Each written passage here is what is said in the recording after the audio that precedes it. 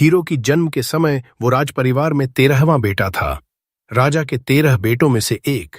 जब उसने आंखें खोलीं तो एक दयालु औरत उसे देख रही थी। हीरो सोचने लगा, ये मेरी माँ है या बस कोई नौकरानी।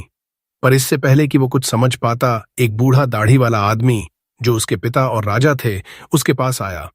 राजा ने उसे ऊपर से नीचे तक देखा और बोला, ये अपनी माँ जैसा लग रहा है। उसकी माँ तुरंत शर्मा गई और बोली, नहीं नहीं, इसकी आंखें और भौहें तो बिल्कुल राजा जैसी हैं। हीरो ने देखा कि वो अपना स्टैट देख सकता है, पर अभी कुछ भी समझ नहीं आ रहा था। अचानक एक कोट मेज आया, उसे गोद में लिया और राजा से बोला, इसका मैजिकल एफिनिटी वाटर का है। राजा खुशी से हंस पड़ा और बोला, जब ये बड़ा होगा तो दक्षिणी किंगडम्स की जमीनें इसे दी जाएंगी जहां ज्यादातर वाटर मेज क्लैंस रहते हैं। वो वहां न्याय से राज करेगा। फिर राजा ने मेज से कहा, इसके स्टैट्स भी देख लो। जैसे ही स्टैट्स खुले, पूरी कोर्ट में सन्नाटा छा गया। राजा भी अपनी आंखों पर यकीन नहीं कर पाया। कोई चिल्लाया, ये तो चमत्कार है। बाकी सब भी चैंट करने लगे। हीरो कंफ्यूज हो गया। उसने अपना स्टैट चेक किया तो पता चला, एसएस रैंक वाटर मेज। जन्म के समय एसएस रैंक, ये तो सुना भी नहीं गया था। 6 साल बीत गए। हीरो अब हेल्दी यंग लैड बन चुका था। उसने धीरे धीरे किंगडम ऑफ मिरर्स के बारे में जाना, जहां उसके पिता राज करते हैं। कई दशकों से यहां शांति है, कोई युद्ध नहीं। लोग राजा से बहुत प्यार करते हैं और उनके बेटों को भी लोकल लोग और नोबल फैमिलीज बहुत मानते हैं। पर हीरो को राजनीति में कोई इंटरेस्ट नहीं था, क्योंकि पिछले 6 सालों में उसने अपने बारे में एक खास बात पता की थी। उसके पास एक स्पेशल गिफ्ट था जिसके बारे में किसी को पता नहीं था। वो अपने सबऑर्डिनेट्स के एक्सपी को लीच कर सकता था। जितनी ज्यादा मेड्स उसके पास, उतना वो मजबूत होता जा सकता था। और बाकी लोगों की तरह लेवल कैप भी नहीं था उसके पास। हीरो अनलिमिटेड रैंक अप कर सकता था और प्लैनेट का सबसे ताकतवर मेज बन सकता था। उसकी मेड्स उसके प्रति पूरी लॉयल थीं। वो आपस में बात करती कि 6 साल की उम्र में भी हीरो कितना मैच्योर बिहेव करता है, जैसे कोई अडल्ट। वो जल्दी ब्रेकफास्ट के लिए डाइनिंग रूम में गया। सोच रहा था कि अभी उसकी एबिलिटीज और स्किल्स उम्र की वजह से लिमिटेड हैं, पर अगर वो ट्रेनिंग करता रहा तो तेजी से ग्रो करेगा और बड़े भाइयों से भी आगे निकल जाएगा। तभी एक खूबसूरत मेड आइवलिन आई और बोली, क्राउन प्रिंस और 4th प्रिंस दोनों आपसे मिलने आए हैं। हीरो ने जल्दी ब्रेकफास्ट खत्म किया। क्राउन प्रिंस को वेट नहीं कराना चाहिए, भले ही वो भाई ही क्यों ना हो। वो गेस्ट रूम में गया और एक घुटने पर बैठकर बोला, स्वागत है क्राउन प्रिंस एल्बर्ट और 4th प्रिंस हेनरी। एल्बर्ट ने ठंडी नजरों से देखा और पूछा, कहाँ था तू? हेनरी ने गर्मजोशी से कहा, नोआ बड़ा होकर बहुत कर्टियस यंग मैन बन रहा है। एल्बर्ट बोला, तू एक दिन फाइन चांसलर बनेगा। फिर बोला, तेरे लिए गिफ्ट लाया हूं। उसने ताली बजाई। एक डरते हुए सर्वेंट छोटा सा कॉफिन लेकर आया, जिसमें से डेडली ऑरा निकल रही थी। हीरो कंफ्यूज हो गया, ये क्या अजीब गिफ्ट है? एल्बर्ट ने सर्वेंट को कॉफिन खोलने को कहा। सर्वेंट बहुत डरते हुए खोला। जैसे ही खुला, मरे हुए और डाइंग लोगों की ऑरा कमरे में फैल गई। हीरो को साफ महसूस हुआ। उसने कॉफिन में सोड देखा और सोचा, ये क्या था? एल्बर्ट बोला, इसे उठा और देख कैसा लगता है। हीरो को बिल्कुल नहीं उठाना था, पर रॉयल प्रिंस का गिफ्ट मना नहीं कर सकते। उसने धीरे से सोड उठाई। ये उसके छोटे शरीर के लिए बहुत बड़ी थी। एल्बर्ट मुस्कुराया और बोला, मुझे पता था तू कर लेगा। फिर बताया, ये सोड वाटर मेजेस के लिए बनी है। नाम है लेवायथन। इससे पहले 120 से ज्यादा लोगों ने इसे उठाने की कोशिश की, पर कोई जिंदा नहीं बचा। हीरो डर गया और सोड लगभग गिरते गिरते बची। हेनरी ने कहा, टेंशन मत ले, कर्स इतना स्ट्रांग है कि अगर सोड तुझे एक्सेप्ट नहीं करती तो तू छूते ही मर जाता। फिर दोनों भाई उठे और चले गए। हीरो झुककर सल्यूट किया और मन ही मन सोचा, ये डिस्पिकेबल क्राउन प्रिंस, जो मेरा अपना भाई है, बिना वजह मुझे इतना डेंजरस टास्क क्यों दे रहा था? अगर मैंने ये बात कही होती तो मेरा सिर स्पाइक पर होता। शाम को बेड रेडी करते वक्त हीरो ने देखा एक मेड बहुत टेंस है। उसने पूछा, ठीक है क्या? जोई पहले हिचकिचाई, पर हीरो ने जोर दिया तो वो घुटने पर बैठ गई। बोली, मुझे कुछ दिन की छुट्टी चाहिए। मेरे गांव में फ्लड आया है, सब बह गया, परिवार भूखा है। मैं रेड लाइट डिस्ट्रिक्ट में बॉडी बेचकर पैसे जुटाऊंगी। हीरो ने कहा, रुक जा, तू मेरी पर्सनल मेड है, इतने लंबे समय के लिए नहीं जा सकती। अपनी माँ को एस्टेट पर ले आ, मैं उसे रियर गेट क्लोजर की जॉब दूंगा। महीने के $5000 मिलेंगे। जोई कंफ्यूज हो गई।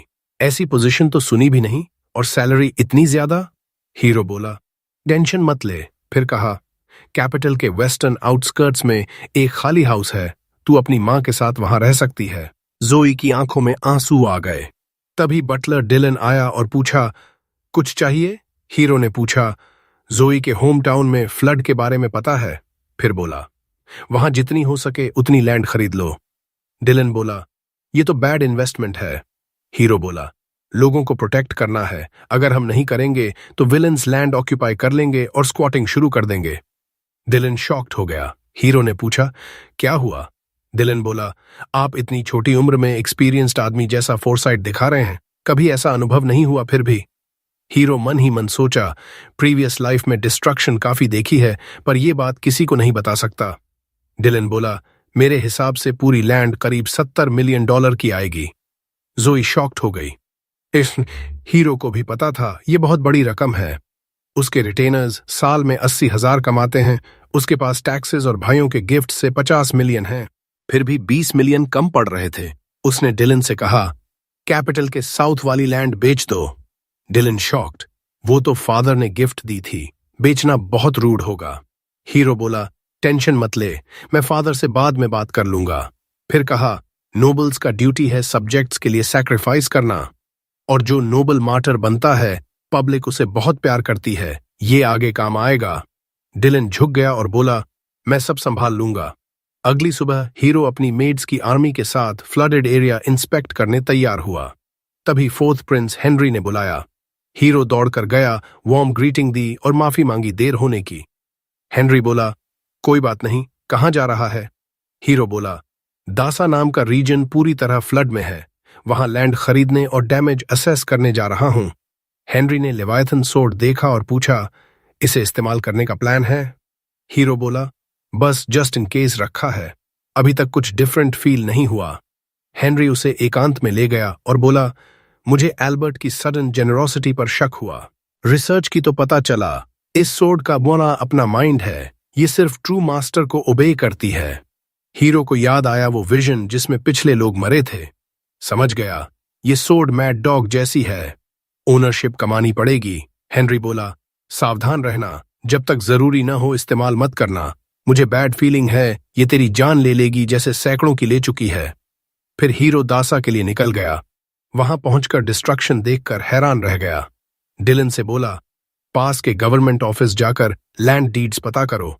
फिर जोई के साथ विलेज में गया, देखा लोग क्रूडली बने शेल्टर्स में गवर्नमेंट रिलीफ फूड ले रहे हैं। थोड़ा खुश हुआ, पर पॉरेज खाते ही खुशी गायब। इतना खराब कैसे हो सकता है? वो लोकल ऑफिशियल से शिकायत करने वाला था। तभी लॉर्ड गाल इंस्पेक्शन के लिए आया। हीरो सोचा अब ये खराब फूड पर एक्शन लेगा, पर गाल ने नाक बंद करके बोला, ये सफिशिएंट है। कुक्स खुश हो गए। चीफ कुक बोला, महल में आपका खाना तैयार है।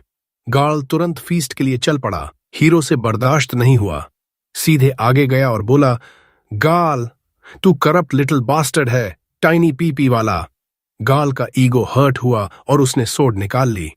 हीरो ने तुरंत लेवायथन को कॉल किया। उम्मीद की सोर्ड उसे मार डालेगी। सोर्ड उड़कर आई।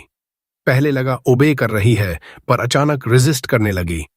पावरफुल सिनिस्टर ऑरा से हीरो जलने लगा, फिर भी हीरो पीछे नहीं हटा। आखिरकार सोर्ड पर काबू पा लिया। लेजेंडरी ब्लेड अडेजिटी अब उसकी थी। गाल का कोई चांस नहीं था। हीरो ने अटैक पैरी किया, फिर बोला, डिजास्टर के समय लोकल्स को चीट करने की सजा मौत है। एक स्विफ्ट स्लैश से सिर धड़ से अलग। सब शॉक्ड। गार्ड्स ने घेर लिया। हीरो मारा जाता, पर उसने सोर्ड जमीन में मारा। बहुत गहरा गड्ढा बन गया। केओस हुआ। नाइट रोवन आया, जो नए मैनेजर थे। उसने हीरो को पहचाना और घुटने पर बैठ गया। सबने फॉलो किया। हीरो बोला, सबसे पहले सबको अच्छा खाना मिलना चाहिए। रोवन माफी मांगकर काम पर लग गया। कुछ दिन बाद हीरो कैपिटल वापस बुलाया गया। सोचा डांट पड़ेगी, पर राजा ने तारीफ की। फिर स्टैट्स चेक किए, ग्रो हो चुके थे। राजा बोला, शुक्रिया, मुझे किंगडम चलाने में तुझे और मदद चाहिए। कुछ दिन कैपिटल में रहा। ये किंगडम का दिल था, सबसे प्रॉस्परस जगह। टैलेंटेड लोग यहां काम ढूंढने आते थे। हीरो का प्लान था किसी टैलेंटेड को अपने साथ जोड़ना, स्टैट्स बढ़ाना। पहली कैंडिडेट एक यंग गर्ल जो इनक्रेडिबल सिंगर थी, अप एंड कमर के तौर पर चर्चा में थी। हीरो ने थिएटर पता किया, जोई के साथ बैठ गया। जल्दी ही टॉप हैट वाली यंग गर्ल एली स्टेज पर आई। गाना शुरू किया। हीरो उसकी आवाज में खो गया। टेक्निकल बेस्ट नहीं, पर पैशन बहुत था। सोचा राइट ट्रेनिंग से ग्रेट बन सकती है। उसे अंडर विंग लेने का मन हुआ, पर परफॉर्मेंस खत्म होने से पहले गूंज थिएटर में घुस आए। चिल्लाए, ऑली डम एस बंद कर।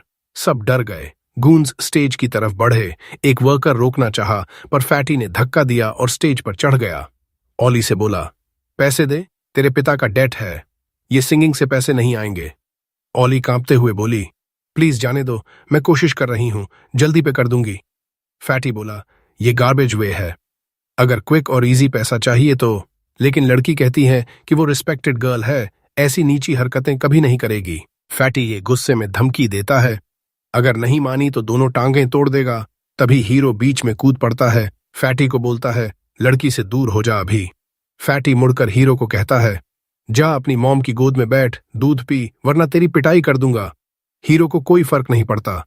वो सीट से कूदता है और स्टेज की तरफ बढ़ता है। बोलता है, बच्चों को उनके पेरेंट्स की लॉ मानने के लिए मजबूर करना इलीगल है, इंपीरियल लॉ के अकॉर्डिंग।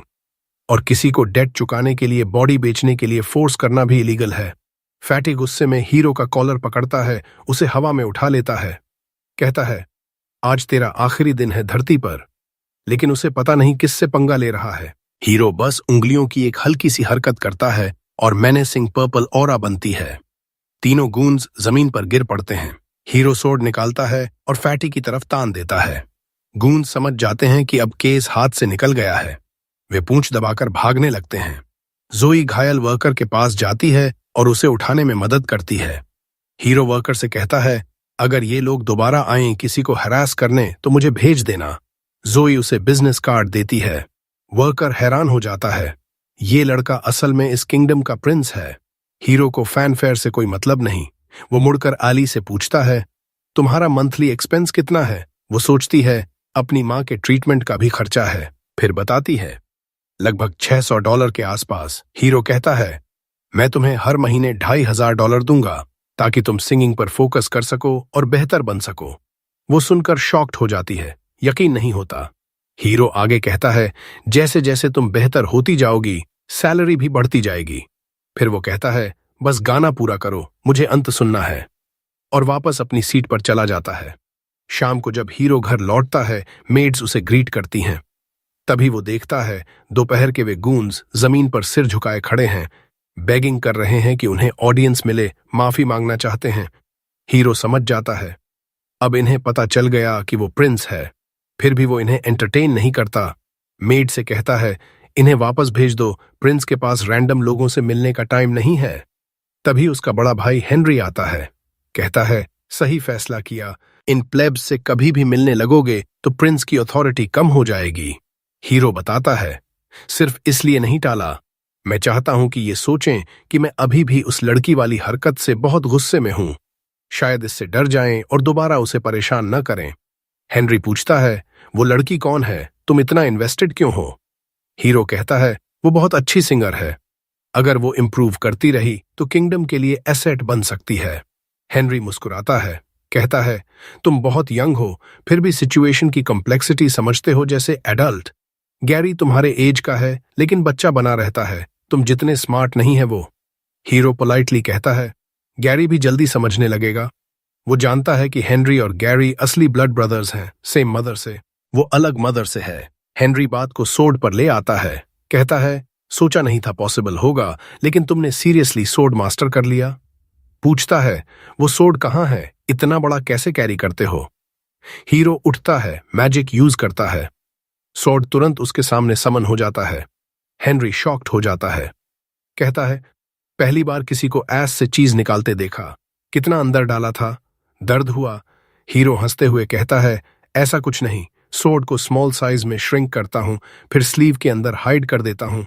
हेनरी हैरान होकर बैठ जाता है। सांस छोड़ते हुए कहता है, तुम सच में अमेज करते हो। ये सोड कर्स्ड माना जाता था। 200 साल से ज्यादा समय से नेशनल ट्रेजर्स में बंद था। रिटन हिस्ट्री में कोई नहीं जीत पाया था इस ब्लेड को। रात को हीरो एक सेलिब्रेशन में जाता है। वहां वो गूंज अभी भी जमीन पर पड़े दिखते हैं। फैटी फिर गुस्सा होकर चिल्लाता है, मुझे इग्नोर मत कर, कहीं भी मार सकता हूं तुझे, हाई एंड माइटी मत बन। हीरो जवाब में सोर्ड से थोड़ी सी एनर्जी रिलीज करता है।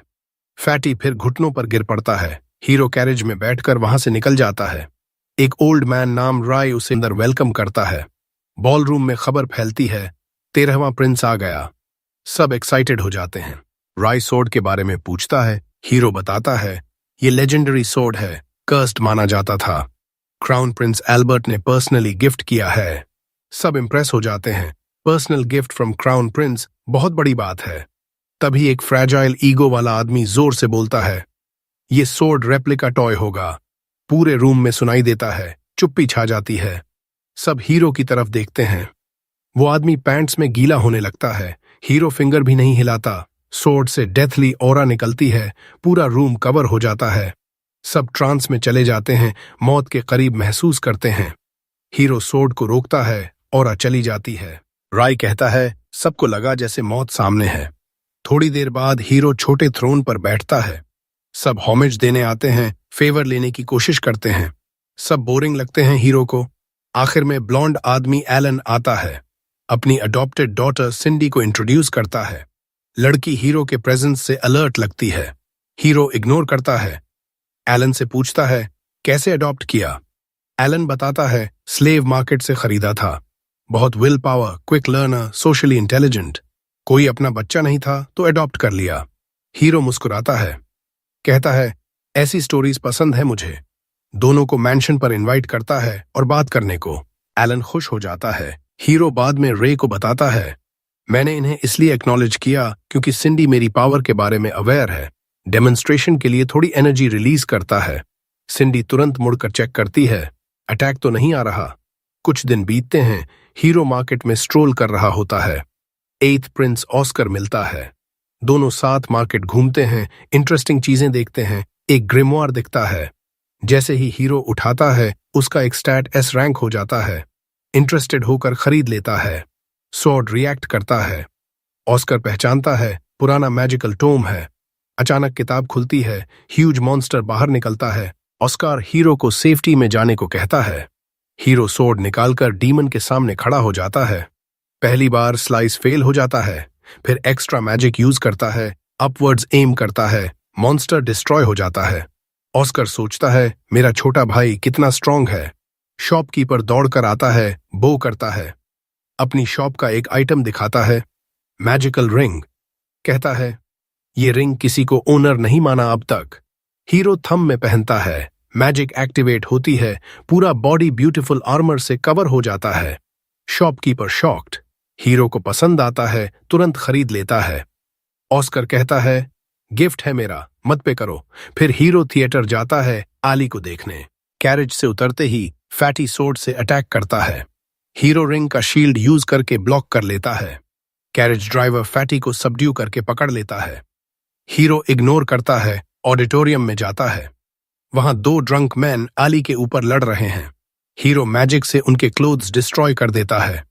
वे नेकेड भाग जाते हैं। हीरो ओनर को बुलाता है। सिक्योरिटी की कमी पर डिसअपॉइंट बताता है। पूरी थिएटर खरीदने का ऑफर देता है। ओनर हेजिटेट करता है। $1,00,000 निकालती है। ओनर तुरंत बेच देता है। जोई थैंक्स करती है, डेट रिपे नहीं कर पाएगी। हीरो कहता है, सिंगिंग पर फोकस करो, एक दिन किंग के सामने गाना है तुम्हें। फिर बैठ जाता है। आली उसके लिए स्पेशल सॉन्ग गाती है। अगले दिन मेड्स हीरो को रेडी करती हैं। अपॉइंटमेंट है, डेड नाम का गवर्नर मिलने आया है। हॉल जॉय रीजन का गवर्नर हीरो के डोमेन में। हीरो उसे बुलवाता है। डेड नील करके फॉर्मल स्पीच शुरू करता है। हीरो स्किप करने को कहता है, बैठने को बोलता है। पूछता है, पहले मिले थे ना 2.5 साल पहले?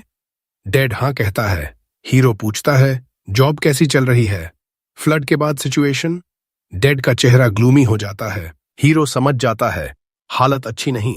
हॉल जॉय एम्पायर का मेजर फूड ग्रेन एरिया है, लेकिन फ्लड प्रोन है। एम्परर ने वाटर मेज बैकग्राउंड वाले डेड को इसलिए गवर्नर बनाया था। हीरो प्रॉब्लम्स पूछता है। डेड बताता है, फंडिंग नहीं है, बिना पैसे के कुछ नहीं हो सकता। हीरो हैरान, इंपीरियल ऑर्डर था फंड्स इश्यू करने का। डेड कहता है, होम मिनिस्ट्री फंड्स रोक रहा है, एक्सक्यूजेस बनाता है। हीरो समझता है, डेड को साथ लेकर फाइनेंस मिनिस्टर मैवरिक के पास जाता है। मैवरिक जूसी स्टेक खा रहा है। हीरो सीधा पूछता है, हॉलजॉय को रीबिल्ड के पैसे क्यों नहीं दे रहे? मैवरिक रीजन बताने लगता है। हीरो वॉर्न करता है, अगर बोला कि बच्चा नहीं समझेगा तो स्टेक तेरी गांड से खिला दूंगा। मैवरिक अनॉयड लेकिन प्रिंस से नहीं बोल पाता। बताता है, एम्परर ने फ्लड की वजह से टैक्स एग्जेम्प्ट कर दिया था साल भर। सेव्ड मनी से रीबिल्ड कर लो। हीरो उसे कॉल आउट करता है। टैक्स इसलिए एग्जेम्प्ट किया क्योंकि उनके पास पैसे नहीं थे। फिर पूछता है, हॉलजॉय के लोगों के पास पैसे हैं क्या? मुझे अंडर एस्टिमेट कर रहे हो क्योंकि मैं किड हूं। मैवरिक घबरा जाता है। स्टोरी चेंज करता है। अभी मिनिस्ट्री के पास पैसा नहीं, एम्परर के लिए समर रिट्रीट बना रहे हैं। ग्रैंड होना चाहिए, पूरा सिटी बन रहा है लग्जरी के लिए। डेड सोचता है, अब एम्परर का नाम आया, कुछ नहीं कह सकते, लेकिन हीरो एम्परर का बेटा है। हीरो बोलता है, एम्परर का डिसरिस्पेक्ट कर रहे हो, वो लग्जरियस विला चाहेगा जबकि लोग स्ट्रगल कर रहे हैं। मैवरिक घुटनों पर गिरता है, कहता है, मिसअंडरस्टैंडिंग है। तुरंत फंड्स डिस्ट्रीब्यूट करवाता हूं। सर्वेंट्स को ऑर्डर देता है। हीरो चाय पीते हुए काम बैठता है। डेड नेगोशिएशन से इम्प्रेस्ड हो जाता है।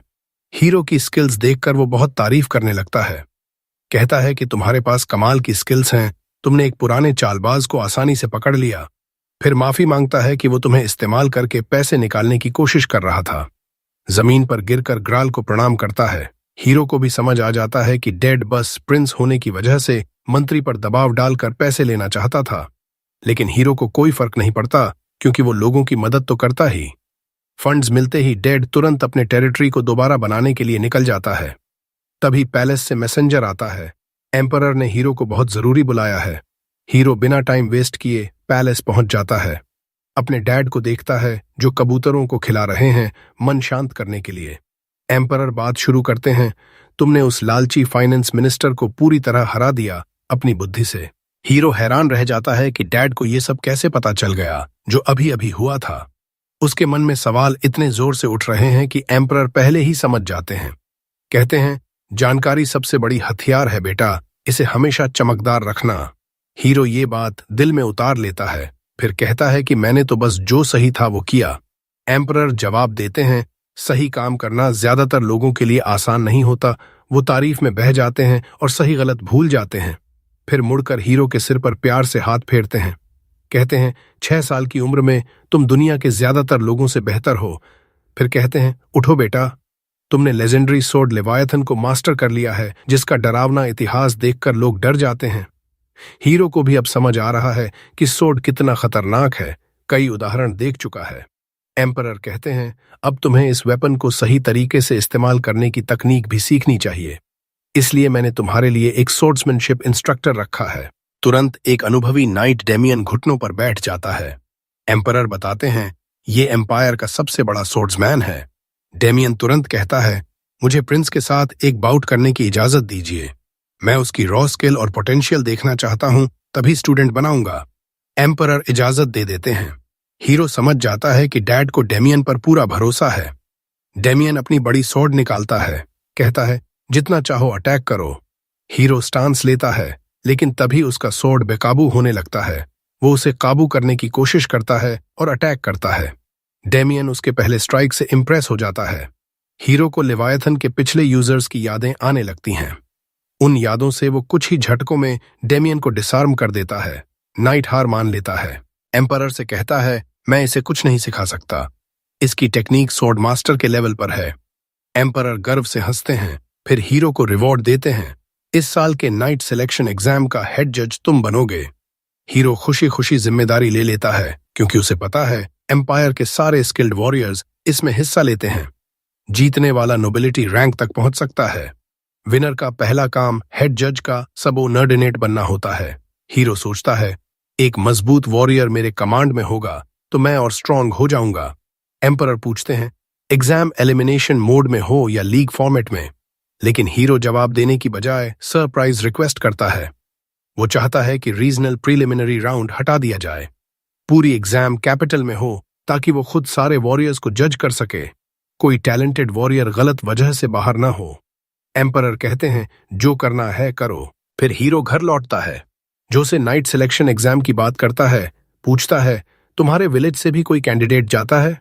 जो कहती है, हाँ, हर साल एक ही लड़के को भेजते हैं, उम्मीद करते हैं कि वो विलेज का नाम रोशन करेगा।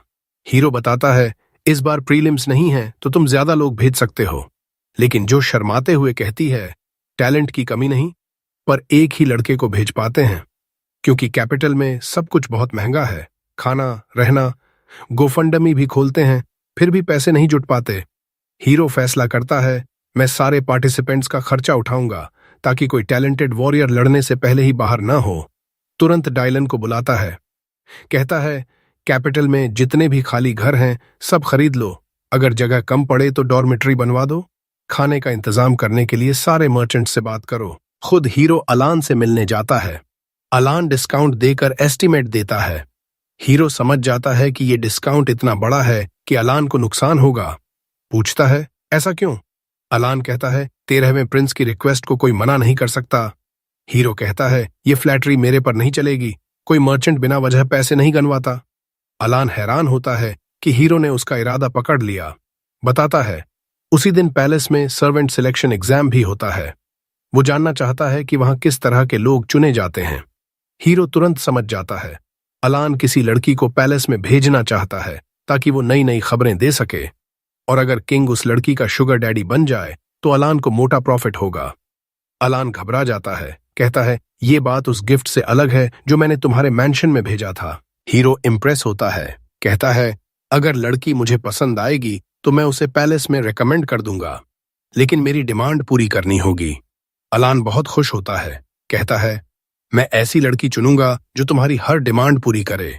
फिर घुटनों पर बैठकर कहता है, एक आम मर्चेंट को प्रिंस का इतना सम्मान मिलना, मैं अपनी दुकानों पर 13वें प्रिंस का क्रेस्ट लगाना चाहता हूं।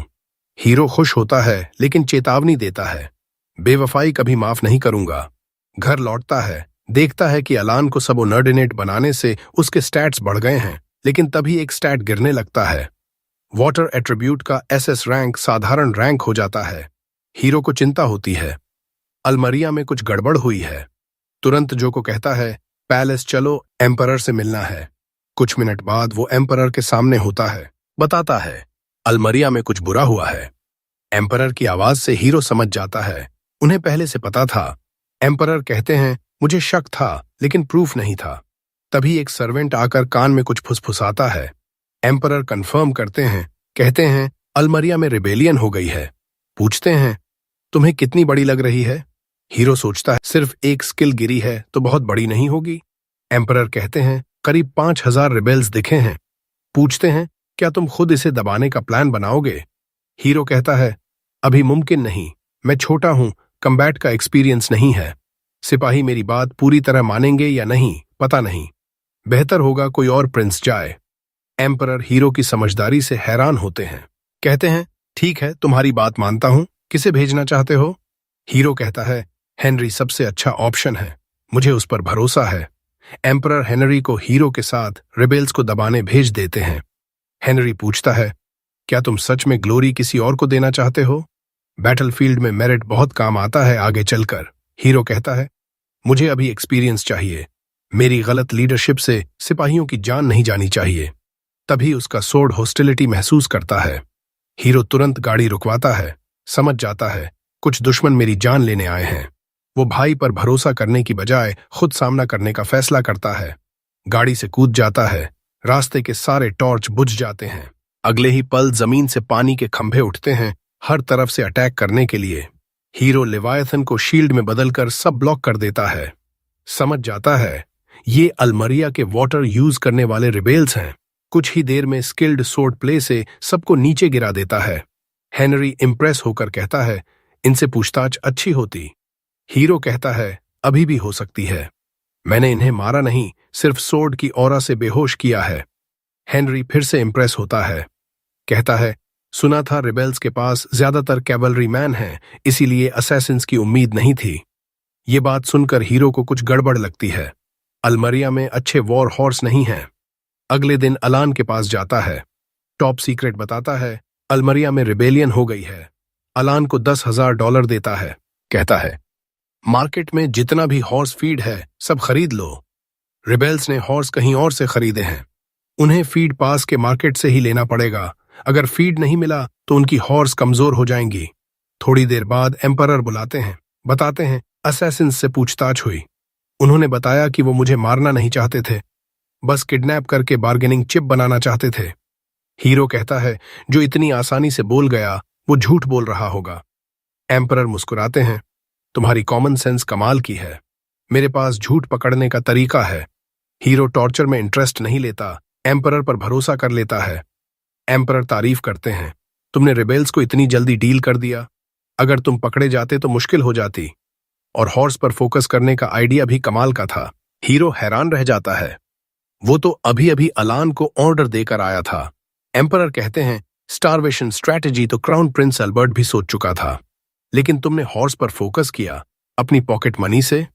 कंधे पर हाथ रखकर कहते हैं तुम में कमाल के आइडिया हैं और उन्हें जल्दी अमल में लाने की हिम्मत भी। हीरो को डैड की तारीफ से अंदर कुछ नया एहसास होता है। फिर एम्परर रिवॉर्ड देते हैं, तुम अपने क्रेस्ट में सोड ऐड कर सकते हो।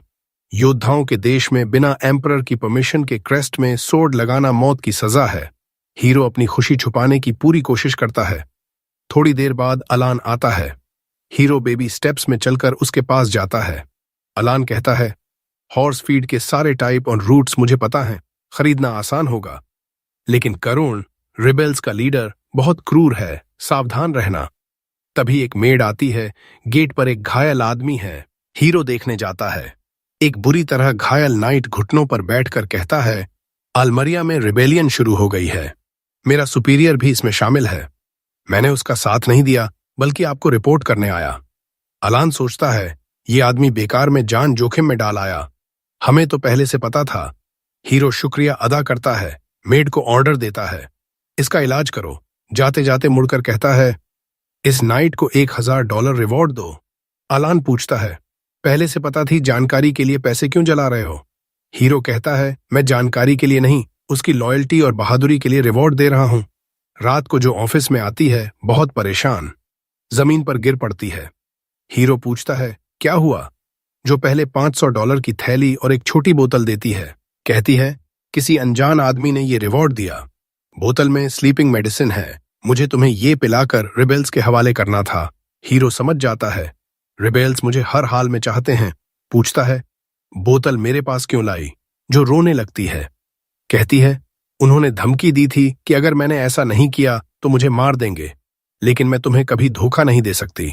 हीरो चुपचाप डेस्क पर जाता है, $5000 का चेक लिखता है, कहता है ये तुम्हारा रिवॉर्ड है क्योंकि तुमने अपनी लॉयल्टी इतने सस्ते में नहीं बेची।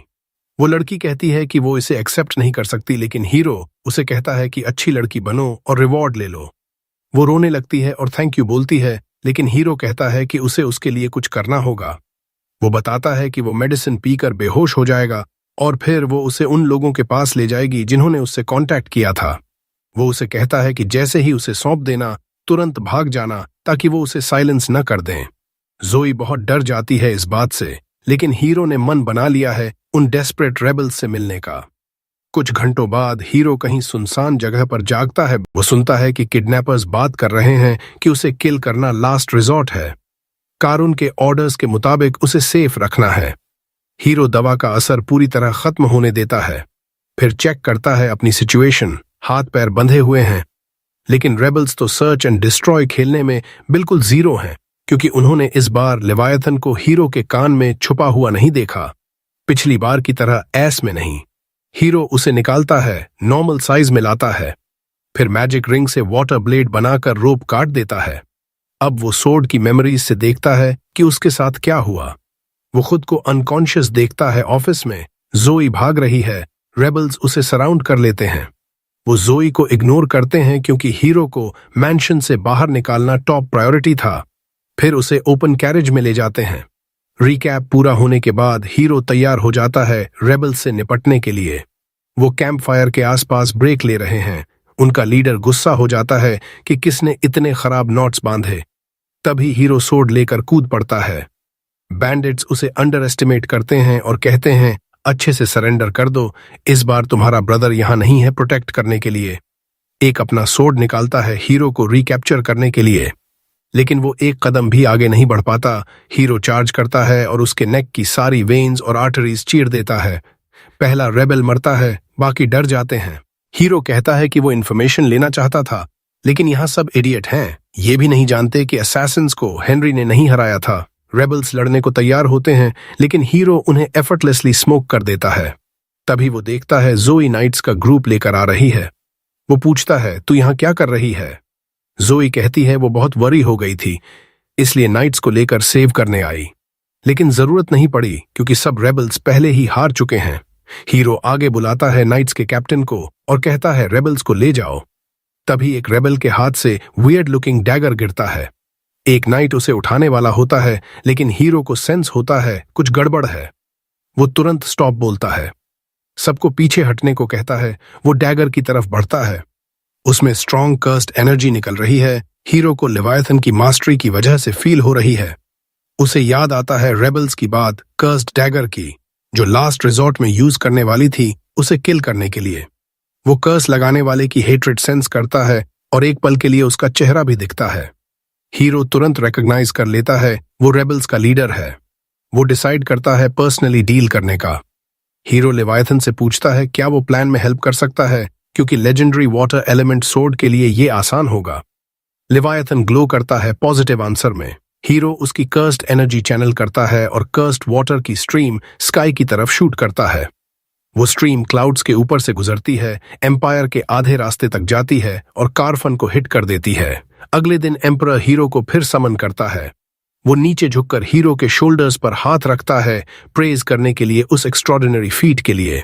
रिपोर्ट आया था कि रेबल्स के लीडर की मौत हो गई, फोरहेड के बीच में होल बना वाटर जेट से। एम्परर जानता है ये हीरो के अलावा कोई नहीं कर सकता। हीरो कंफर्म करता है।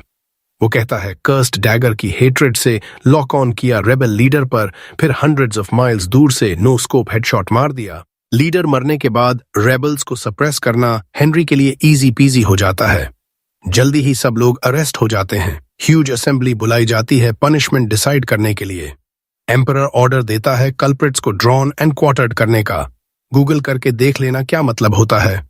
सब खुश हो जाते हैं रेबल्स को मिली सजा से, लेकिन तभी हीरो आगे बढ़ता है, एम्परर के सामने रिस्पेक्टफुली नील करता है और कहता है ऐसा नहीं करना चाहिए।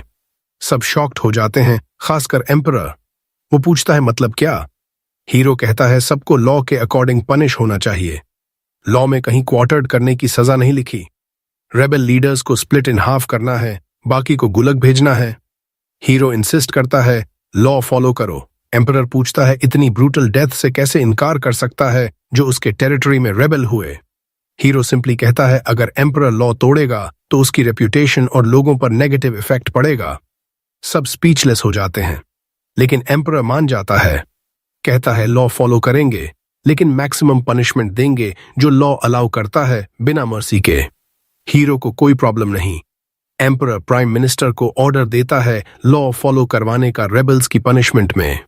पूरी कोर्ट हीरो की तारीफ करने लगती है कि एम्परर के सामने इतने बोल्डली खड़ा हुआ, उसकी मिस्टेक करेक्ट की। सब उसे फ्यूचर लेजेंड कहकर ग्लेज करने लगते हैं। एम्परर को भी गर्व होता है। वो सोचता है रिवॉर्ड देना चाहिए, हीरो को लॉ ब्रेक करने से रोका। कुछ सोचने के बाद एम्परर डिसाइड करता है टाइटल देने का। वो कहता है उसके कोई भी बच्चा उससे स्टैंड अप कर सकता है, लेकिन राइट रीजन से करना अलग बात है। हीरो ने यही किया, क्लेवर और ब्रेव दिखाया पूरी कोर्ट के सामने। इसलिए एम्परर उसे टाइटल देता है वाइज प्रिंस का। चेंज तुरंत हीरो के स्टेटस विंडो में रिफ्लेक्ट हो जाता है। एम्परर आगे कहता है अगर हीरो 10 साल पहले पैदा हुआ होता तो और बेहतर होता, लेकिन वो क्लियरली नहीं कहता कि थ्रोन का कंटेंडर होता। कोर्ट अचानक हीरो के लिए चीयर करने लगती है उस स्टेटमेंट पर। फिर एम्परर पूछता है अपकमिंग नाइट सिलेक्शन एग्जाम की प्रेपरेशंस के बारे में। हीरो परमिशन मांगता है प्लान्स बाद में शेयर करने का। एम्परर अलाउ कर देता है कोर्ट प्रोसीडिंग्स खत्म होने के बाद। वो फाउंटेन एरिया में जाते हैं। हीरो टी सिप कर रहा है। 4 सर्वेंट्स उसके चारों तरफ वाटर बकेट्स लेकर खड़े हैं। हीरो के सिग्नल पर वो उसे स्प्लैश करने की कोशिश करते हैं, लेकिन हीरो रिंग के शील्ड से सब ब्लॉक कर देता है। एम्परर समझ नहीं पाता। हीरो एक्सप्लेन करता है कि वो सब पार्टिसिपेंट से ऐसा ही अटैक मंगवाएगा और जज करेगा स्किल को कि अटैक कितना क्लोज आया। एम्परर इम्प्रेस्ड हो जाता है इनोवेटिव तरीके से, लेकिन रिस्क्स भी बताता है। हीरो कॉन्फिडेंटली कहता है जो भी डिफेंस ब्रेक कर पाएगा उसे पर्सनली डील कर लेगा। एम्परर फिर इम्प्रेस्ड हो जाता है। रात को एम्परर थ्रोन रूम में प्राइम मिनिस्टर के साथ। प्राइम मिनिस्टर कहता है क्राउड के सामने वो रिमार्क अननेसेसरी था कि अगर नोआ पहले पैदा हुआ होता तो। एम्परर हंसता है, कहता है मैं सीरियस था। नोआ ट्रूली स्पेशल है, लेकिन लेवायथन की ट्रेमेंडस पावर से थोड़ा कंसर्न्ड भी है। ट्रू पावर अभी सील्ड है। फिर सर्वेंट को ऑर्डर देता है, स्पेशल ट्रेजर लाओ। कहता है कहा जाता है लेवायथन का ट्रू सील कभी नहीं तोड़ना चाहिए, लेकिन शायद नोआ फुल पावर कंट्रोल कर ले। कुछ दिनों बाद नाइट सिलेक्शन एग्जाम शुरू होता है फुल ग्लोरी में। पूरे कंट्री से पार्टिसिपेंट्स आते हैं। कैपिटल की पूरी पॉपुलेशन देखने आती है। ये उनके लिए सुपर बोल जैसा है। बहुत सारे लोगों ने लाइफ सेविंग्स बेट लगा रखी हैं। एक पार्टिसिपेंट आता है, देखने में गैन का एडल्ट फॉर्म लगता है, जैसे रात भर पानी में भीगा रहा हो। वो अरीना में आता है, नोआ के सामने नील करता है। नोआ बेफिक्र टी पी रहा है। वॉरियर सोर्ड निकालता है, रिस्ट वार्म अप करता है, फिर अटैक करता है। हीरो तुरंत रिंग के शील्ड्स एक्टिवेट करता है, ब्लॉक कर देता है। वो एंगल्स चेंज करता रहता है, लेकिन शील्ड एडजस्ट हो जाता है। कुछ ब्लोज के बाद उसकी सोर्ड आधी हो जाती है। रेफरीज टेस्ट ऑफ कर देते हैं। एक और वॉरियर फेल। क्राउड सोचने लगती है क्या कोई वाइज प्रिंस तक पहुंच भी पाएगा, या प्रिंस एक्सेसिव टी पीते पीते मर जाएगा। एम्परर दूर से पर्सनल असिस्टेंट के साथ देख रहा है। असिस्टेंट कहता है इस बार लोग बहुत ज्यादा एक्साइटेड हैं। एम्परर कहता है प्रिंस पर्सनली रिस्क ले रहा है इसलिए, लेकिन एम्परर को बेसिक बातों से फर्क नहीं पड़ता। कहता है बस केपेबल वॉरियर्स सेलेक्ट होने चाहिए। मुझे एक्साइटेड है देखने के लिए कि हीरो कौन कौन शॉर्टलिस्ट करता है। फिर मेज की बारी आती है। पावरफुल फायर ब्लास्ट छोड़ता है नोआ की तरफ। क्राउड साइलेंट हो जाती है। मेज थक जाता है। नोआ बिना स्क्रैच के बाहर आता है। मैजिक बैरियर यूज किया था। पार्टिसिपेंट घुटनों पर गिर जाता है। क्राउड प्रिंस की चीयर करती है। हीरो थोड़ा डिसअपॉइंटेड है। इवनिंग हो चुकी है। 1 साल के ब्रिटिश हाउस होल्ड से ज्यादा टी पी चुका है, लेकिन कोई नोटवर्दी पार्टिसिपेंट नहीं। तभी रेफरी अनाउंस करता है आज का लास्ट पार्टिसिपेंट। एक ब्लॉन्ड बैडी रेड आइज वाली अरीना पर चढ़ती है। एंग्शियस लग रही है, आउट ऑफ ब्रेथ, लेकिन सोर्ड ड्रॉ करते ही एटीट्यूड चेंज हो जाता है। वो डैश करती है नोआ पर अटैक करने। हीरो शील्ड समन करता है। इस बार लड़की का अटैक शील्ड के थ्रू जाता है। वो पुश करती रहती है। शील्ड शैटर हो जाता है। सोर्ड हीरो के चेस्ट में लग जाती है। क्राउड जोर से गास्प करती है। नाइट्स तुरंत लड़की को डिटेन करते हैं। सोचते हैं प्रिंस को इंजरी दी, सिवियर पनिशमेंट मिलेगा, लेकिन हीरो उठता है, कहता है उसे छोड़ दो। लड़की अपना नाम बताती है, शर्ली ग्रांट्स। हीरो कहता है तू पास हो गई। सब स्टन्ड, खासकर शर्ली को यकीन नहीं होता प्रिंस उसे फॉरगिव कर रहा है, जबकि उसने स्टैब किया। बाद में हीरो शर्ली को अपने रूम में बुलाता है, कहता है तेरा आर्मर बहुत नाइस लग रहा है। वो थैंक यू कहती है, बताती है फैमिली में जनरेशन से पास डाउन है। फिर क्यूरियोसिटी कंट्रोल नहीं कर पाती, पूछती है आपने पास कहा जबकि पनिशमेंट देना चाहिए था। हीरो कहता है तू गिल्टी नहीं है नोबल को इंजर करने की, मैंने खुद कहा था अटैक करो। फिर कमांड करता है वही मूव फिर से अटैक कर।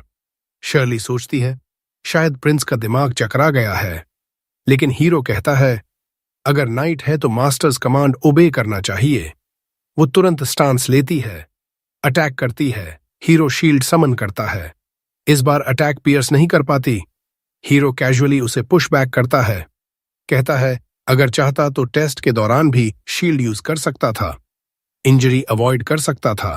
कहता है नाइट का ड्यूटी है लॉर्ड के ऑर्डर्स फॉलो करना। मैंने देखना चाहा कि कोई फुल स्ट्रेंथ से अटैक करेगा या फियर से होल्ड बैक करेगा। तूने एक बार इंजर करने के बाद भी कमांड ओबे किया, तुझे मेरे नाइट बनने लायक समझा। शर्ली इमोशनली हो जाती है।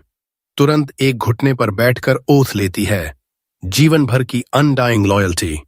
हीरो खुश होता है। ऐसा ओथ ऑफिशियल नहीं माना जाता, लेकिन कैरेक्टर वाली नाइट से बहुत मायने रखता है। तभी जोई डॉक्टर को लेकर आती है। डॉक्टर वूंड चेक करता है, कहता है बस स्क्रैच है, तुरंत हील कर देता है। शर्ली शॉक्ड, कहती है हमारे विलेज में डॉक्टर्स नहीं हैं, कभी प्रॉपर टेक्निक से हील होते नहीं देखा। हीरो क्यूरियस होकर पूछता है जो अफोर्ड नहीं कर पाते वो क्या करते हैं। शर्ली कहती है विलेज एल्डर से प्रे करवाते हैं या एक्सरसाइज करवाते हैं डिजीजेस को। बॉल डॉक्टर कमेंट करता है, पुअर और अनकल्चर्ड लोगों में कॉमन है। हीरो पूछता है, डॉक्टर बनने का क्विकेस्ट वे अप्रेंटिस बनना है। डॉक्टर हाँ कहता है। हीरो तुरंत शर्ली को फर्स्ट जॉब देता है। कहता है, अपने विलेज से स्मार्टेस्ट और हार्ड वर्किंग लोग लाओ, डॉक्टर उन्हें अप्रेंटिसेस बनाएगा। डॉक्टर बिना हेजिटेशन अग्री करता है। शर्ली अस्टाउंडेड बो करके थैंक यू कहती है। हीरो कहता है, नाइट की प्रॉपर एटिकेट्स सीखो, कोई नाइट ऐसे नहीं बाउ करता। अगली सुबह शर्ली नोआ के मैंशन में अपने रूम में जागती है। Get ready with me session देती है। ग्रेट एक्साइटमेंट से काम पर निकलती है। रास्ते में जोई से मिलती है। जोई पूछती है, अच्छे से सोई? शर्ली कहती है, रूम बहुत नाइस था लेकिन ज्यादा नींद नहीं आई। दोनों स्मॉल टॉक करती हुई चलती हैं। तभी कुछ मेड्स गॉसिप और गिगल कर रही हैं। जोई पूछती है, क्या हो रहा है? मेड्स कहती हैं, अपना फेवरेट पास टाइम कर रहे हैं, गेस कर रहे हैं कि हीरो किस तरह की गर्ल से मैरी करेगा। शर्ली शॉक्ड कहती है, हीरो अब भी सिर्फ 6 साल का है। मेड्स कहती हैं, ज्यादातर प्रिंसेस की शादी बचपन में ही फिक्स हो जाती है। एम्पायर में लड़कियां 15 साल की उम्र से पहले शादी कर लेती हैं।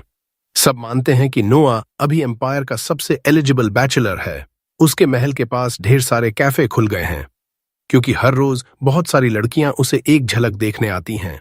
मेड्स कहती हैं कि सबको नोआ बहुत पसंद है, जोई भी शामिल। जोई का नाम सुनते ही वो शर्मा जाती है।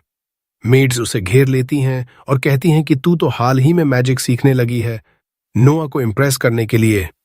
जोई हकलाते हुए कहती है कि वो बस अपने मास्टर के काम आने के लिए सीख रही है। फिर वो जल्दी से वहां से चली जाती है। मेड्स कहती हैं, कितनी प्यारी है ये। शर्ली बस उसे घूरती रह जाती है। बाद में शर्ली नोआ के ऑफिस जाती है। वहां एक अनुभवी नाइट एग्जाम के बारे में रिपोर्ट दे रहा होता है।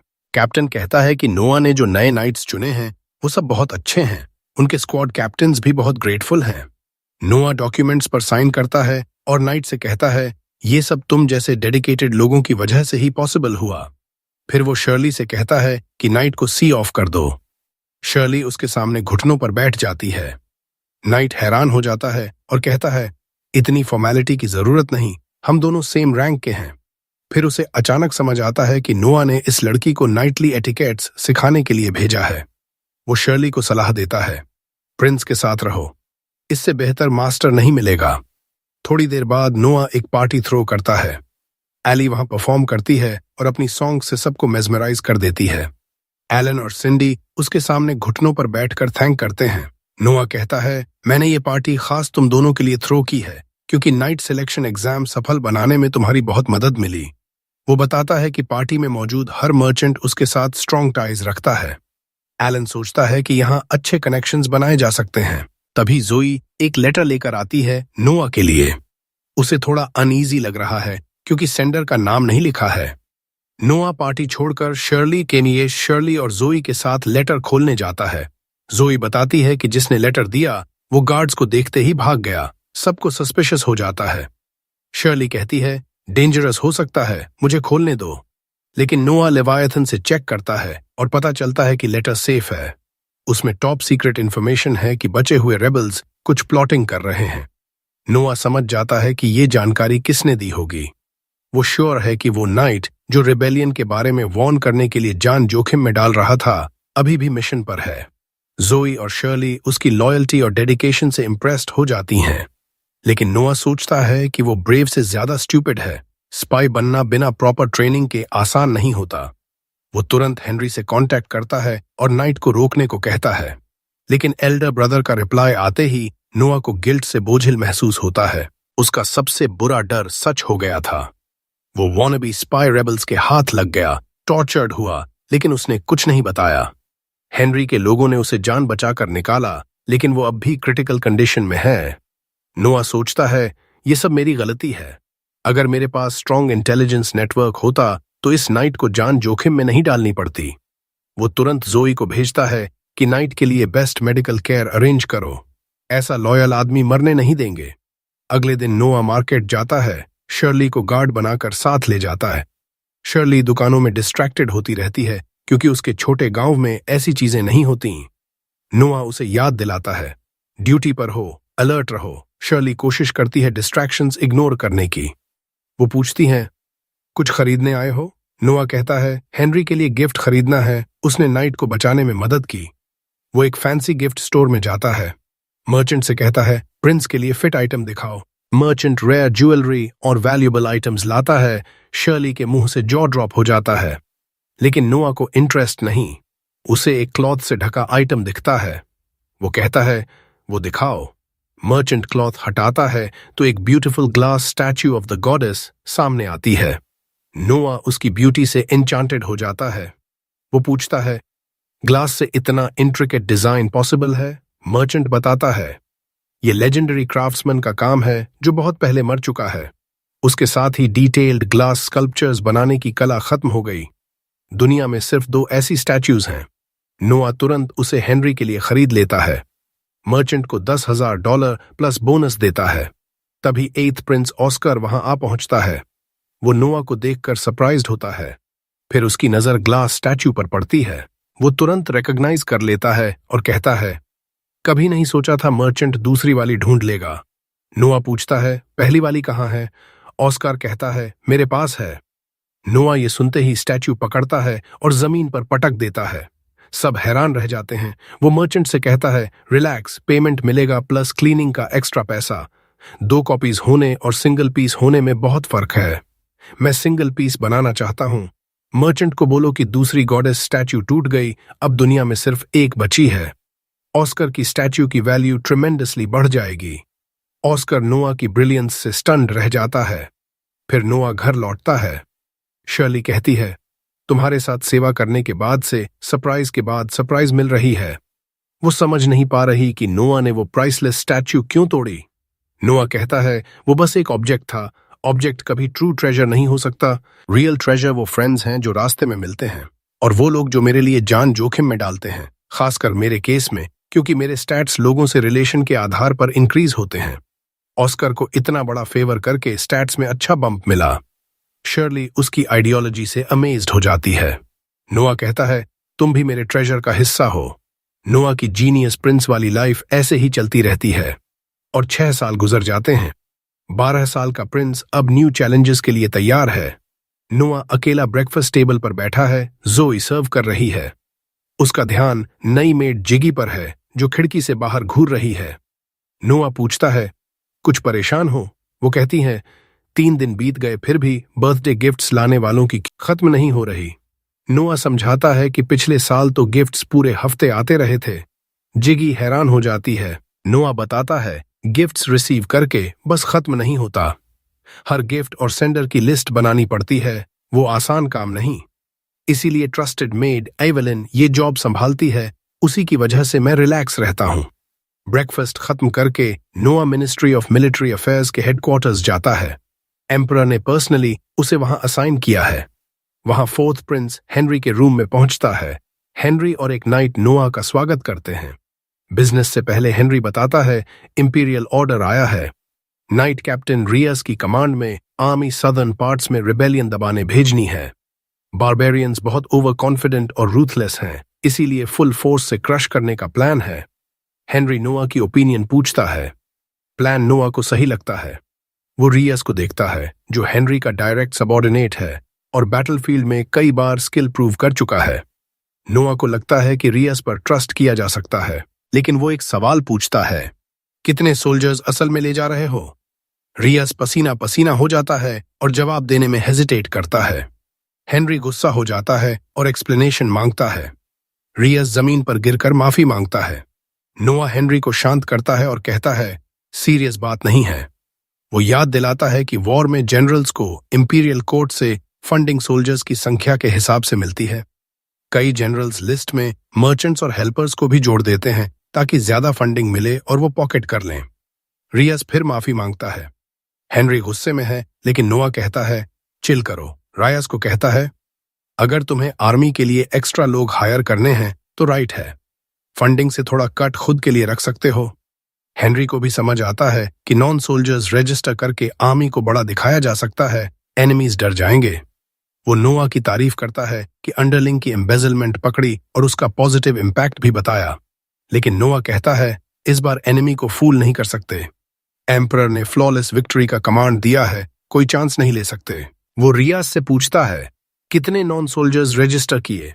रियाज डरते हुए कहता है, लगभग 2000। नोआ कमांड करता है, उतने ही रियल सोल्जर्स जल्दी ऐड करो। रियाज के पास कोई ऑप्शन नहीं। फिर नोआ मिनिस्ट्री ऑफ फाइनेंस के लिए नोट लिखता है, रियाज को देता है और कहता है, ये 2000 सोल्जर्स के मिसलेनियस पर्पसेस के फंडिंग के लिए है, सारा पैसा तुम रख सकते हो। रियाज समझ नहीं पाता कि करप्ट होने पर पैसा क्यों मिल रहा है। नोआ ठंडे लहजे में कहता है, इस एक्स्ट्रा कैश के बदले परफेक्ट विक्ट्री डिलीवर करो। हेनरी इंप्रेस्ड हो जाता है कि नोआ हर तरीके से अंडरलिंग्स को मोटिवेट करता है। घर लौटते वक्त हेनरी पूछता है, तूने अभी तक रियल वॉर एक्सपीरियंस नहीं लिया ना? नोआ हाँ कहता है और अपने स्टैट्स देखता है। अभी भी लेवल 1 है क्योंकि रियल बैटल नहीं लड़ा। एम्पायर में ज्यादातर रॉयल किड्स छोटी उम्र में मर जाते हैं। ऑफिशियल रीजन डिजीज होता है, लेकिन असल में दूसरे रॉयल्स असैसिनेट करते हैं पावर के लिए।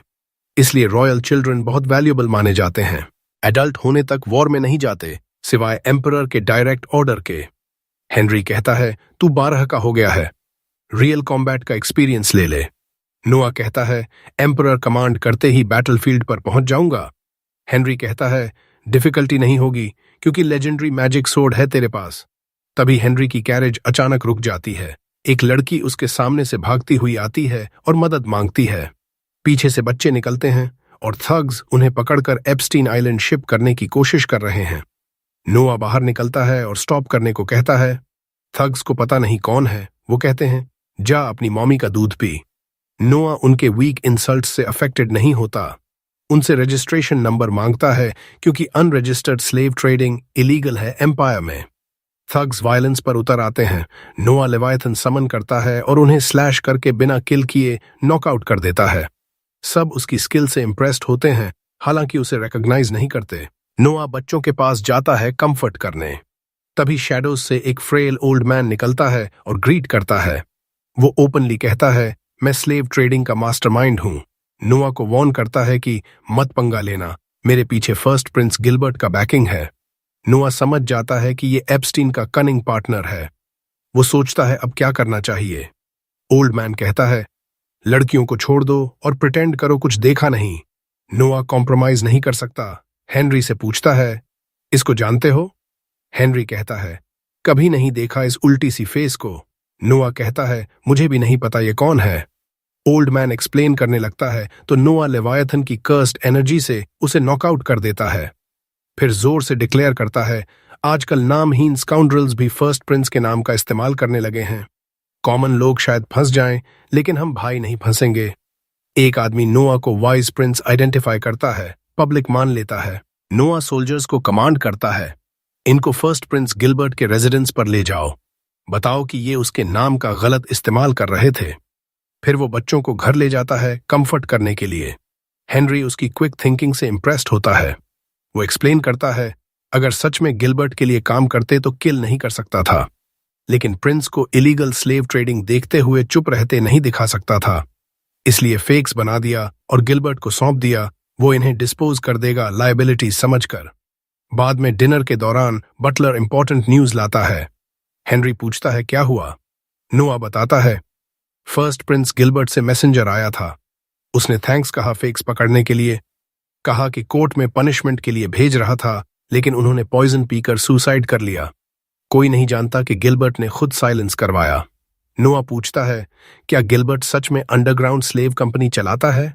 हेनरी हाँ कहता है। गिलबर्ट लग्जरी और वेस्ट में पैसा उड़ाता है, उसे इलीगल बिजनेसेस चलाने पड़ते हैं। नोआ कहता है, एल्डेस्ट ब्रदर को ब्लेम नहीं कर सकता। फर्स्ट प्रिंस होने के बावजूद कॉन्क्यूबाइन का बेटा है, एम्परर कभी नहीं बन सकता। स्लेव ट्रेड और प्राइवेट एस्टेट्स सिर्फ कवर हैं, कुछ फार मोर सिनिस्टर चीज के लिए। हेनरी हैरान रह जाता है कि 12 साल का छोटा भाई इतनी जल्दी समझ गया।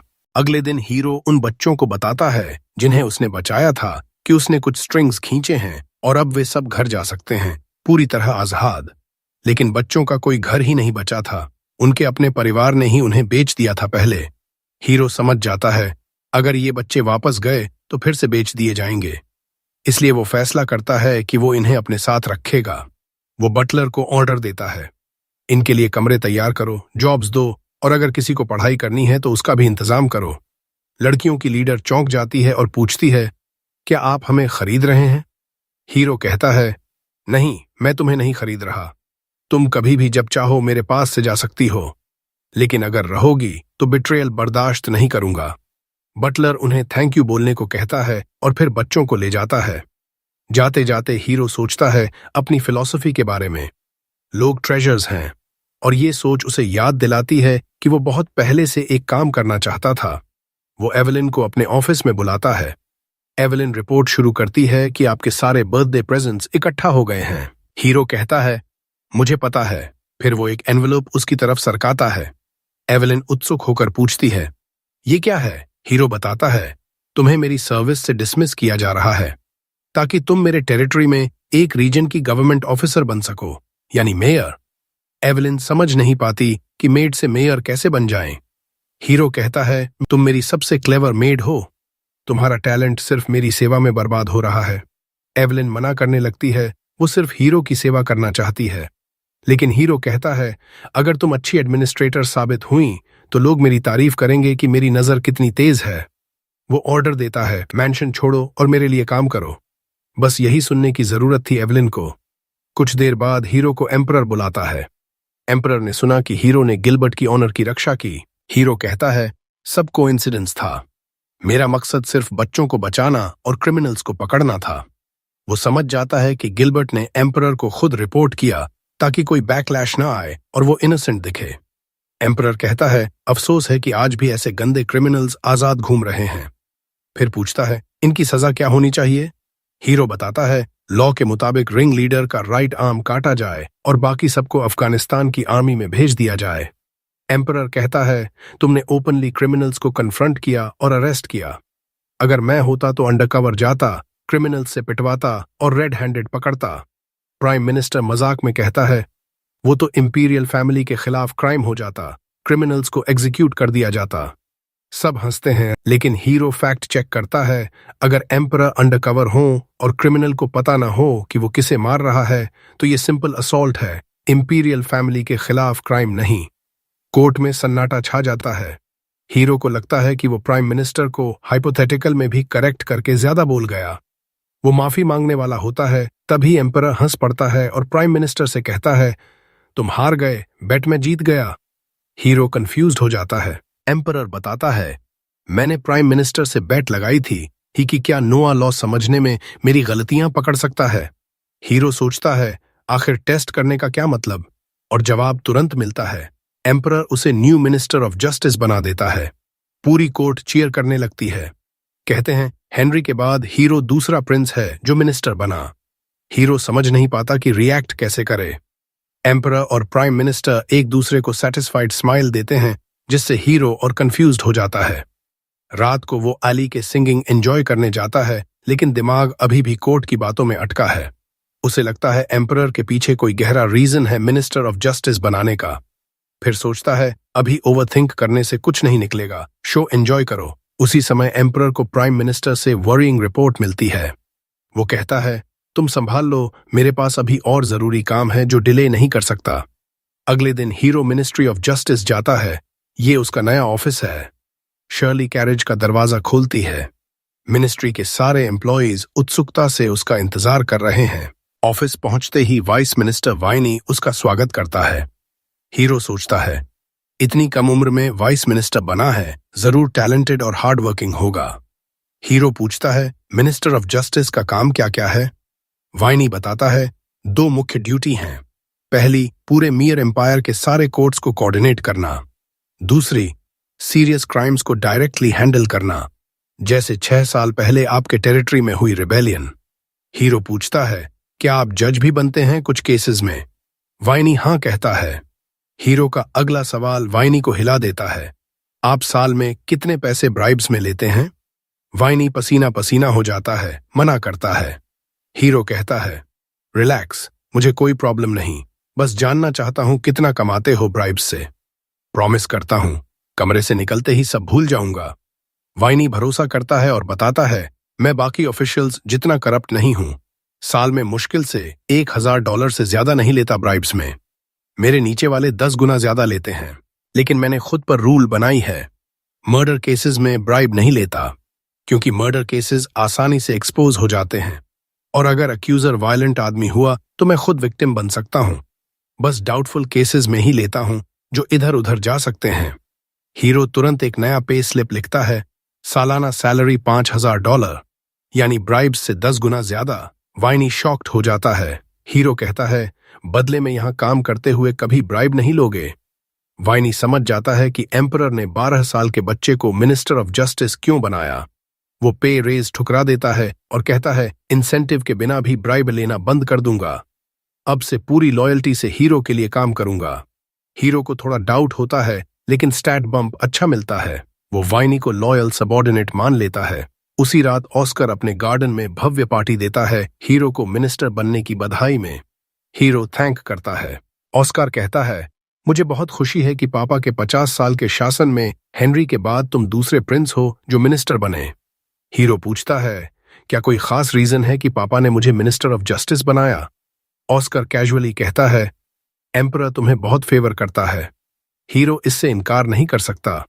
हेनरी ने बैटलफील्ड पर कई कमाल किए थे, इसलिए मिनिस्टर ऑफ मिलिट्री बना। मैंने अभी तक ऐसा कुछ नहीं किया। फिर हीरो पूछता है, क्या तुम्हें वो पुरानी कहानी याद है जब हमारा एम्पायर इंटरनल फोर्सेस से लगभग तबाह होने वाला था? ऑस्कर याद करता है, हाँ, तब क्राउन प्रिंस का फैसला जन्म से होता था। बाकी प्रिंसेस कोशिश ही नहीं करते थे, सिर्फ ऐश करते थे, एम्पायर का पैसा बर्बाद करते थे और प्रॉब्लम्स खड़ी करते थे। इसलिए एम्परर ने सिस्टम बदल दिया, सब प्रिंसेस को टेरिटरी दिया, अच्छी एजुकेशन दी ताकि केपेबल रूलर बने। ऑस्कर पूछता है, अचानक ये बात क्यों? हीरो कहता है, शायद एम्परर के मन में कुछ और ही प्लान है मुझे मिनिस्टर बनाने का। ऑस्कर चौंक जाता है और समझ जाता है, तुम्हें शक है कि पापा तुम्हें क्राउन प्रिंस बनाना चाहते हैं? वो अचानक खड़ा हो जाता है, सारी पार्टी रुक जाती है। तभी बटलर आता है और एक मैसेज देता है। मैसेज पढ़कर ऑस्कर का चेहरा सफेद पड़ जाता है। वो हीरो से कहता है, तुम्हारा थियोरी बिल्कुल सही था, कल एम्परर तुम्हें मिनिस्टर ऑफ फाइनेंस भी बना देगा। शायद एल्बर्ट पर प्रेशर डालने के लिए ऐसा कर रहा है। दूसरी तरफ शहर में रॉयल गार्ड्स एक बिल्डिंग पर छापा मारते हैं। एक मिनिस्टर और उसके साथी अरेस्ट हो जाते हैं। वो एम्परर के खिलाफ प्लॉट रच रहे थे। प्राइम मिनिस्टर एम्परर को बताता है। मिनिस्टर ने कबूल किया कि वो एम्परर को रिजाइन करवाकर क्राउन प्रिंस एल्बर्ट को थ्रोन पर बिठाना चाहता था। एम्परर समझता है एल्बर्ट 30 साल से क्राउन प्रिंस है, उसे लगता होगा अब वक्त आ गया थ्रोन लेने का, लेकिन कोई सॉलिड एविडेंस नहीं है एल्बर्ट के खिलाफ। एम्परर पूछता है, ऑस्कर को क्या पता था? प्राइम मिनिस्टर बताता है, हाँ, ऑस्कर को पहले से अंदाजा था। एम्परर सुनकर चौंकता है, लेकिन जैसे ही सुनता है कि नोआ उसके साथ था, तुरंत क्रेडिट हीरो को दे देता है। कहता है, मेरा सबसे छोटा बेटा सबसे तेज दिमाग वाला है। गिलबर्ट और एल्बर्ट देश चलाने लायक नहीं। मेरी उम्मीद हेनरी, ऑस्कर और नोआ पर है। जो भी इन ट्रायल्स को पार कर लेगा वही थ्रोन लेगा। मुझे खुशी होगी। अगले दिन हीरो को कंस्पिरेसी की रिपोर्ट मिलती है। वो इस केस का जज बनेगा। वाइनी पूछता है, क्या करें? हीरो हेजिटेट कर रहा है क्योंकि सब कुछ एल्बर्ट की तरफ इशारा कर रहा है, लेकिन सॉलिड प्रूफ नहीं है। इंपीरियल फैमिली के लिए लाइट सेंटेंस का प्रावधान है, लेकिन एम्परर को ओवरथ्रो करने की कोशिश की तो स्लाइसिंग करके आधा कर देंगे। क्राउन प्रिंस को एग्जीक्यूट करना पूरे एम्पायर को हिला देगा। हीरो जानता है एम्परर नहीं चाहता एल्बर्ट का नाम आए। अगर और इंटेरोगेशन हुई तो कोई बोल सकता है। इस सब को ध्यान में रखकर हीरो फैसला सुनाता है और सीधा एम्परर के पास जाता है। कहता है, कंस्पिरेसी में शामिल सबको तुरंत एग्जीक्यूट कर दिया जाए। एम्परर खुश हो जाता है। हीरो जानता है नॉर्मली एनुअल एग्जीक्यूशन डे पर होता, लेकिन मिनिस्टर ऑफ जस्टिस की पावर से जल्दी करवा सकता है ताकि एल्बर्ट का नाम न आए। एम्परर बहुत खुश होता है, सर्वेंट को ऑर्डर देता है, हीरो की सैलरी में $1,000 और जोड़ दो। खुद पीठ थपथपाता है और कहता है, ऐसे ही कमाल करते रहो। हीरो को और पक्का यकीन हो जाता है कि सब एल्बर्ट के लिए हो रहा है। मिनिस्ट्री ऑफ जस्टिस लौटते ही शर्ली दौड़कर आती है। इमरजेंसी है, नाइट्स बुरी तरह घायल हैं, एक मर चुका है। बाकी नाइट बताता है, इंट्रूडर्स अभी भी अंदर हैं। हीरो शर्ली से कहता है, हेनरी को बैकअप के लिए बुलाओ। फिर अचानक सोचता है, अटैक का टाइमिंग बहुत सस्पिशियस है। प्लान बदलता है। शर्ली को बोलता है, सारे एलाइज बुलाओ, मिनिस्ट्री को बैरिकेड करो।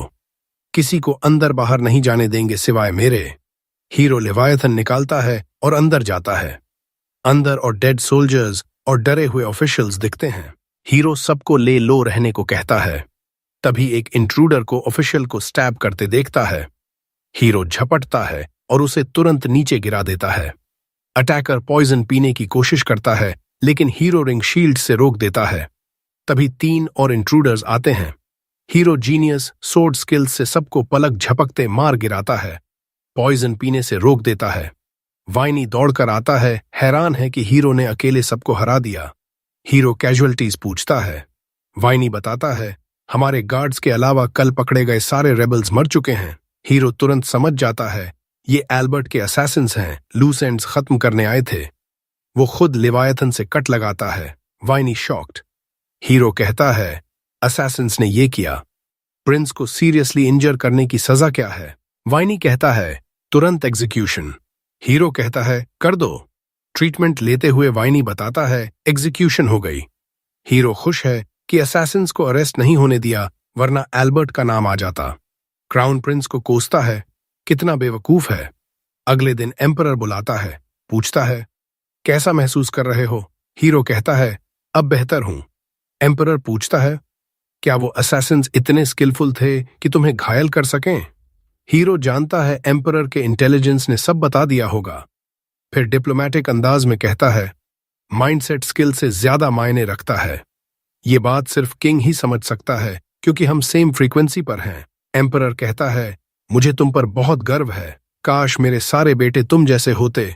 फिर हीरो को वॉक पर ले जाता है। एम्परर बताता है, 10 में से 9 ग्रेट एम्परर्स का अंत एम्बैरेसिंग रहा। हीरो समझ जाता है वो खुद को ग्रेट रूलर मान रहा है। अगर एल्बर्ट का प्लान कामयाब हो जाता तो एम्परर को सिनाइल बूढ़ा माना जाता, जो बेटों को कंट्रोल नहीं कर सका। एम्परर एल्बर्ट को पनिश नहीं कर रहा, क्योंकि क्राउन प्रिंस को छोड़ना भी उसकी रेपुटेशन खराब करेगा। तभी हीरो को आइडिया आता है। वो एम्परर से फेवर मांगता है। कहता है, आपने हेनरी, ऑस्कर और मुझे मिनिस्टर्स बनाया। एम्पायर के इतिहास में ये नया है। कुछ लोग फॉल्ट निकाल सकते हैं, इसलिए कोई सुपरवाइजर अपॉइंट कर दो जो हमारी वर्क चेक करे। एम्परर सोचता है, मैं अपने ट्रस्टेड प्राइम मिनिस्टर को ही ये जिम्मेदारी दे सकता हूं। लेकिन नोआ के पास दूसरी योजना है। वो सुझाव देता है कि एम्परर एल्बर्ट को प्राइम मिनिस्टर प्रिंस बना दे, क्योंकि वो हायरार्की में इन तीनों से ऊपर है और वो इन सबको सुपरवाइज और कोऑर्डिनेट कर सकता है। एम्परर इस सुझाव से गुस्सा हो जाता है और तुरंत नोआ को कहता है कि घर जाओ और तब तक रिकवर करो, जब तक तुम्हारे घाव पूरी तरह ठीक नहीं हो जाते। वो चलने लगता है, लेकिन तब नोआ उसे याद दिलाता है कि 4 ब्रेन सेल्स वाला भी इंसान समझ सकता है कि एल्बर्ट 30 साल से क्राउन प्रिंस बनकर अटका हुआ है और अब वो थोड़ा इम्पेशेंट हो चुका है। उसे बस थोड़ा और चाहिए ताकि वो सेटिस्फाइड हो जाए। नोआ एम्परर से कहता है कि एल्बर्ट को प्रॉक्सी बना दो, लेकिन फाइनल से हमेशा खुद एम्परर के पास रहे। एम्परर सोचता है कि इससे एल्बर्ट को किसी भी मिनिस्टर से ज्यादा पावर मिल जाएगी और वो इंपॉर्टेंट मैटर्स को एम्परर तक पहुंचने से ब्लॉक कर सकता है। नोआ के पास इसके लिए भी सोल्यूशन है। वो कहता है, अगर तीनों मिनिस्टर प्रिंसेस को लगे कि एल्बर्ट ने कोई इंपॉर्टेंट मैटर रिजेक्ट करके गलती की है, तो वो सीधे एम्परर से अपील कर सकते हैं। इस तरह एल्बर्ट के पास असली पावर तो नहीं होगी, लेकिन टाइटल ऐसा होगा कि वो बहुत इंपॉर्टेंट लगे। एम्परर इस जीनियस आइडिया से सच में इम्प्रेस्ड हो जाता है। वो नोआ को धन्यवाद देता है और कहता है कि ये सिस्टम जल्दी इंप्लीमेंट कर देंगे। फिर वो नोआ के बाल रफल करता है और कहता है, काश तुम थोड़ा पहले पैदा हो गए होते। नोआ भी समझता है कि उसके पिता बहुत वाइज इंसान हैं, जो जल्दी समझ जाते हैं कि लोगों के लिए क्या सबसे अच्छा है, और जितना लंबा उनका रेन चलेगा उतने ही ज्यादा खुश रहेंगे सिटीजन्स। एम्परर फिर डिक्लेयर करता है कि नोआ को इस आइडिया के लिए रिवॉर्ड मिलना चाहिए और कोई भी अमाउंट ऑफ मनी काफी नहीं है। वो अपने असिस्टेंट से कहता है कि ट्रेजर रूम चलते हैं, जहां एम्पायर के हिस्ट्री से आए प्राइसलेस आइटम्स भरे पड़े हैं। एम्परर को याद आता है कि नोआ ने पहले शील्ड रिंग चुना था ट्रेजरी से, इसीलिए इस बार भी वो कहता है कि एक आइटम चुन लो। नोआ तुरंत लेवायथन को रेडार की तरह इस्तेमाल करता है और कुछ वैल्यूबल ढूंढता है, एक छोटा सा बॉक्स। एम्परर हैरान हो जाता है कि उसने वही बॉक्स चुना। जैसे ही नोआ बॉक्स खोलता है, एक ब्लेजिंग फायर टॉर्नेडो उसे पूरी तरह घेर लेता है। लेकिन यहीं पर यह वीडियो खत्म हो जाता है। Remember to like and subscribe to the channel. Thanks for watching and I'll see you next.